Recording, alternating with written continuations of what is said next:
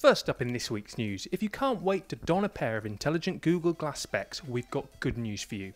The search giant is now putting the augmented reality eyewear on sale for the public to buy, but with just one small catch. You'll need a US address to register. That doesn't absolutely rule out Glass in the UK, however, as you can still call in a favour from a friend overseas or use an importing service like Bundlebox. You may still be able to get one through customs and be the envy and subject of ridicule of all your mates. Google still says the sale to the public is still part of the Explorer program, and a wider consumer launch will, fingers crossed, at a lower sale price be coming later this year. But if you're an early adopter, what are you waiting for? Next up, Microsoft's next-gen console is about to get a whole lot cheaper. The Redmond giants have just revealed that the Xbox One will be available from next month without Kinect for a price tag of just £349, pitting it closely against the PlayStation 4. It will be available without the Kinect sensor from the 9th of June, which should heat up the console wars even more than before. If you want to grab the Xbox One's Kinect sensor in the future though, you'll be able to grab one later in the autumn. With the Kinect-less Xbox One, you'll still be able to use all of the same apps as before, as well as enjoy game invites while you're watching TV, and you can still switch between games and entertainment apps, while the interface will receive tweaks in the coming months to help you navigate without Kinect. Microsoft has also confirmed it will be getting rid of its gold requirement to access video streaming apps like Netflix and YouTube, meaning you don't need to sign up for Xbox Live to get your streaming on, while if you do hang on to your gold membership, Games with Gold is arriving on the Xbox One, netting you free games on the console and the Xbox 360. You'll also be able to grab discounts with your gold membership as well. And up next, it's official. Just like the rumours suggested, HTC just shrunk down its latest flagship phone, the beautiful HTC One M8, to a much more palm-friendly and compact feel, and it's constructed just like the larger sibling too.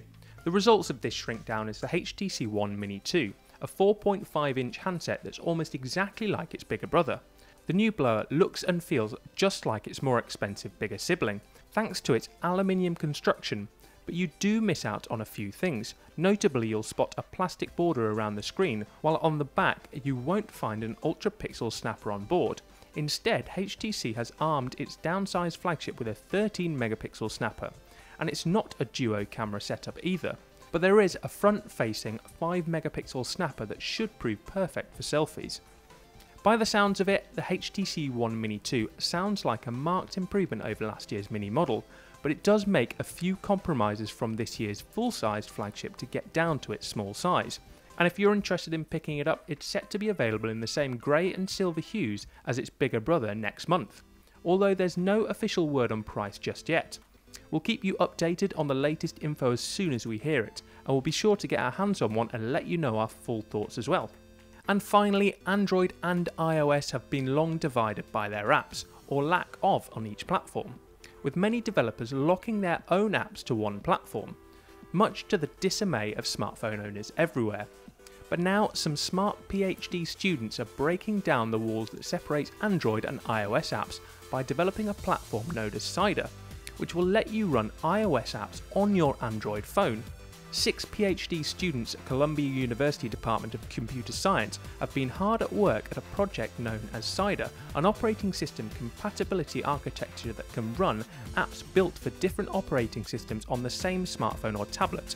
In a nutshell, instead of using a virtual machine, Cider achieves its task by effectively translating the foreign iOS code of an app that lets Android's kernel run the app natively.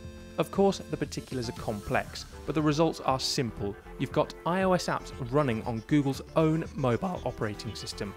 Currently, the results show that it's far from perfect, with many features missing from apps.